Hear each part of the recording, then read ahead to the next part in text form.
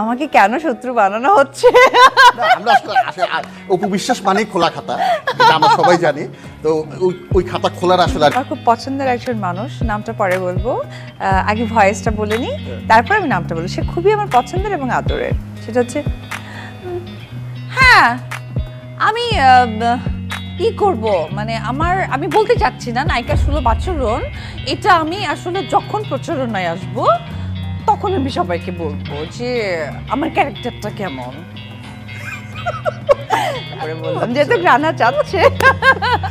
এই যে মিমিক্রি করাটা, এর আগেও কয়েকটা জায়গা আপনি করেছেন, করার পরে এটা নিয়ে কিছু সমালোচনা হয়েছে, হ্যাঁ। নিশ্চয়ই শুনেছেন।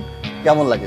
কারণ নেগেটিভটা মানুষের কাছে খুব দ্রুত পৌঁছায় এবং মানুষ এটা খুব পছন্দ করে দেখে। আমরা একসাথে আসা, ও এত পুচকা ছিল, আমরা যদিও আমি আপনি করছি, এটা আমাকে অস্বস্তি লাগছে। জানি তুমি করেই বলো, চুপ থাকো, তুমি করেই বলো, বিকজ আমরা অনেক বেশি কমফোর্টেবল এবং গল্পটাও মনে হচ্ছে খুব ক্যাজুয়াল হবে, আর যে কোনো গল্প ক্যাজুয়াল হলে দর্শক অনেক বেশি স্বাচ্ছন্দ্য বোধ করে। ওকে, তাহলে আমরা তুমি এটা